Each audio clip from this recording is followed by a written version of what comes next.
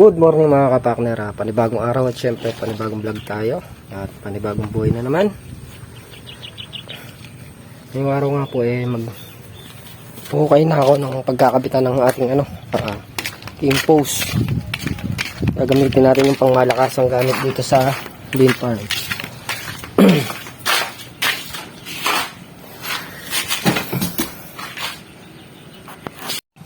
Yung mga kapakner, yung gagamitin natin pang hukay.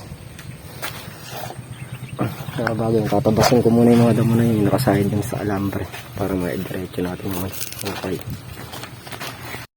Yan, start na tayo. Yung mga nakasahid na yan kailangan matabas para makita natin yung kadiretsuhan.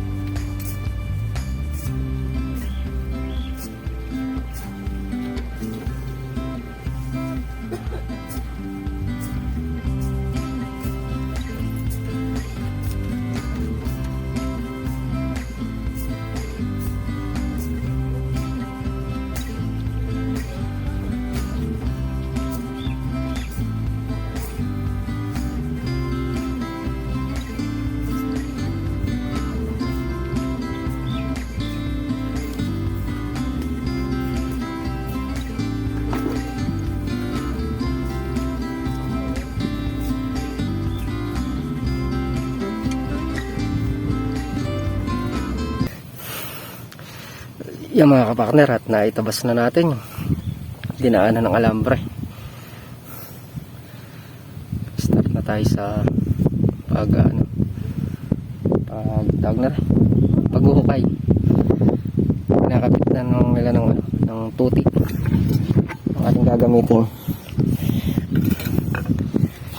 ang hukay at saka gas.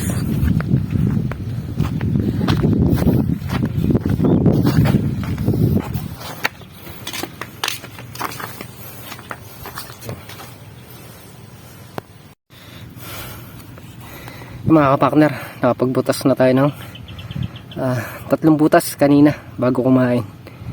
Tapos itong 2 kay Tol na real. Hindi ko na nakakuha na ng video gawa nung in-upload ko muna yung sa YouTube ko. Hindi pala na-chrome kagabi. Pina-upload ko muna kay Tol na real. Nandun na tayo sa gawin. Papunta na tayo sa dulo. Pagka nabutas lahat to, mamaya lalatagan na namin ng mga concrete post. Tapos kung pag naikabit, sabay buhos na. Medyo madali yung trabaho natin ngayon gawa no, may pambutas tayo, hindi na natin binabareta. Sakto-sakto yung butas yung ginagawa natin pambutas.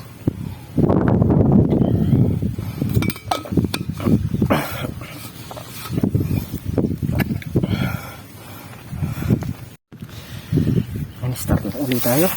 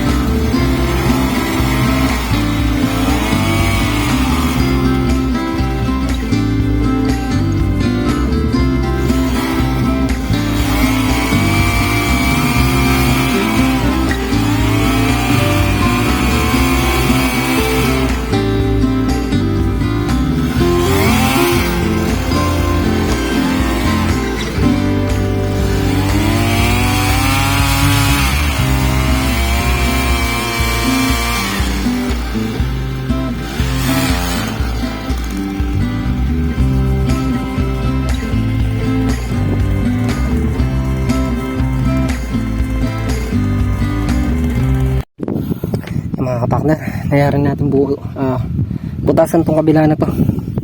Dito naman tayo, pahinga lang natin konti yung makina, baka mag overheat. Sobra init. Kailangan ko na pahinga din yung makina para hindi siya masira. Yan ay nakukuha kayo.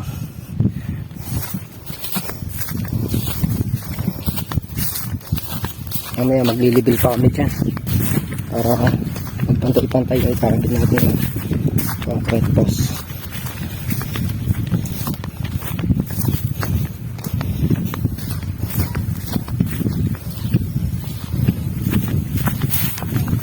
Mabilis yung trabaho ngayon kasi meron tayong gamit na bukay. Sila Tol na real naman, tsaka si Makmak ayun dun sa binuhusan namin puting ni Makmak. Nagpo-forma sila dun. Pero hindi pa bubuhusan ganyan.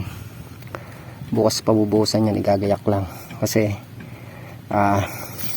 pinatitigas muna namin yung daan dun para maipasok namin yung mga grababuhangang semento. Bukas kaya na ipasok yan. Pag nangyari sila dyan, dito muna kayo magpo-focus lahat sa king post. Ikakabit muna natin to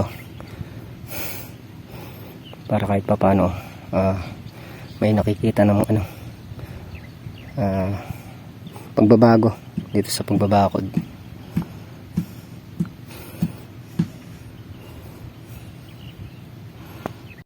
Yan, start na tayo dito sa kabila.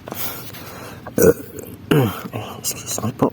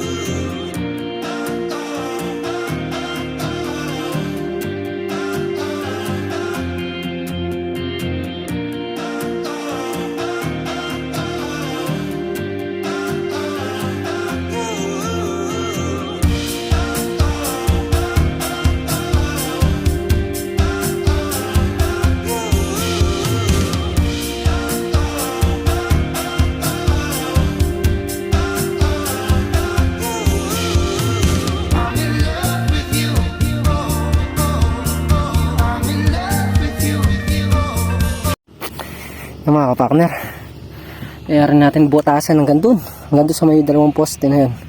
May butas na rin na isa doon sa gitna.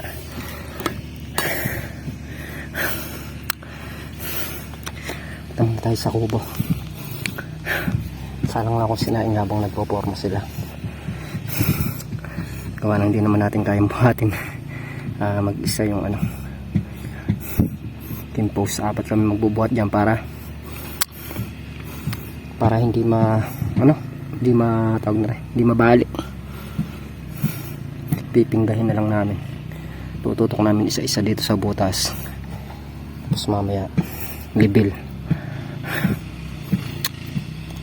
Yung dalawa mayayari na rin magporma yung dalawa dun sa dulo. Sobra tirik ng araw. Alas 11:03 pa lang. 11:03. Init ng araw. Pati yung makina, yung singaw ng makina, mainit.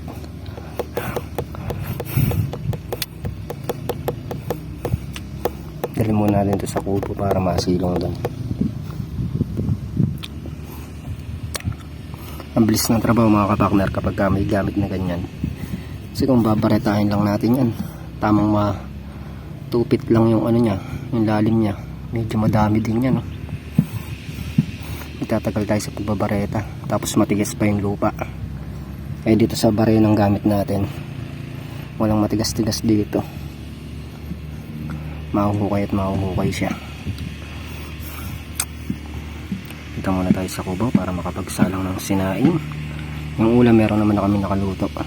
Luto ko na kanina. Sinaing na lang naman ang kulang. A few moments later.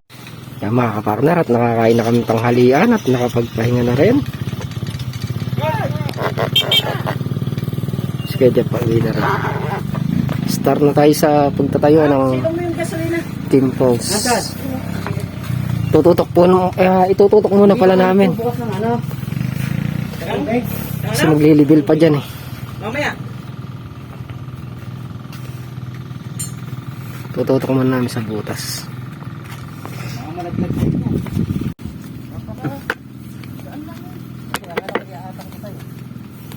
Start na kayo mga kapakners.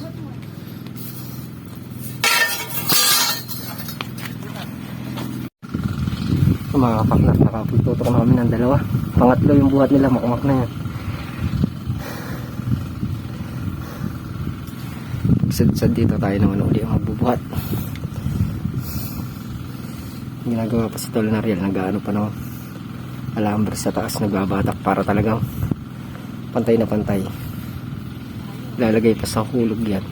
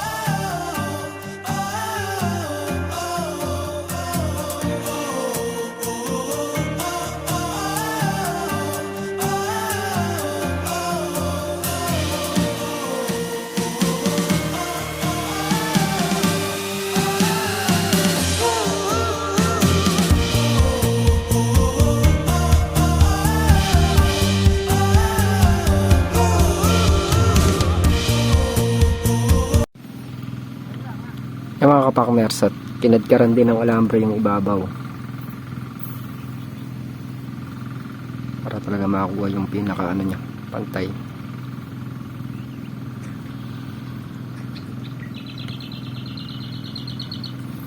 Dito na Mac!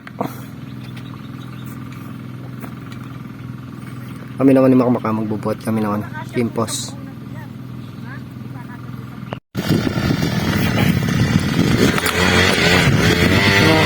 Sa mula namin naman ang kulang pa siya. Wala pa sa uray. Makahukay naman na yan. Ang natin